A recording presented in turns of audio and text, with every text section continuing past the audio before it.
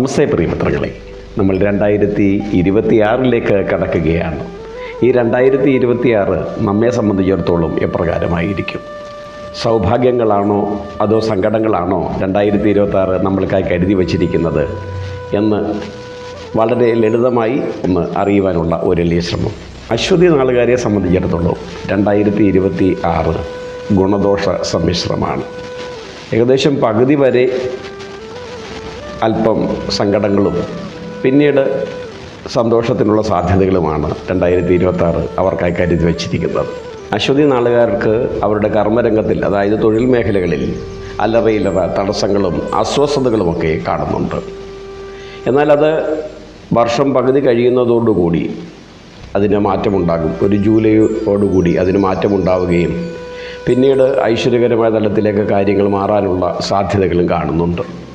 അതുപോലെ തന്നെ ശാരീരികമായി തുടക്കത്തിൽ കുറേ ബുദ്ധിമുട്ടുകളൊക്കെ ഉണ്ടാകും. യാത്രാ ക്ലേശങ്ങളുടെ അസ്വസ്ഥതയും സൂചിപ്പിക്കുന്നുണ്ട്.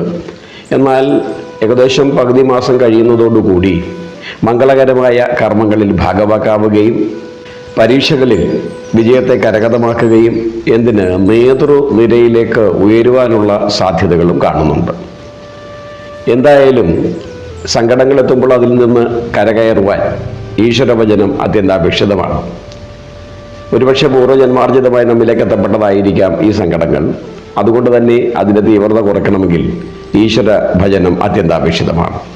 അശ്വതി നാളുകാർ ജീവിതയാത്രയെ വിജയകരമായ രീതിയിൽ പൂർത്തീകരിക്കുന്നതിലേക്കായി മഹാവിഷ്ണുവിൻ്റെ ക്ഷേത്ര ദർശനം നടത്തുന്നതും നാമം ജപിക്കുന്നതും വളരെ ഗുണപ്രദമാണ്.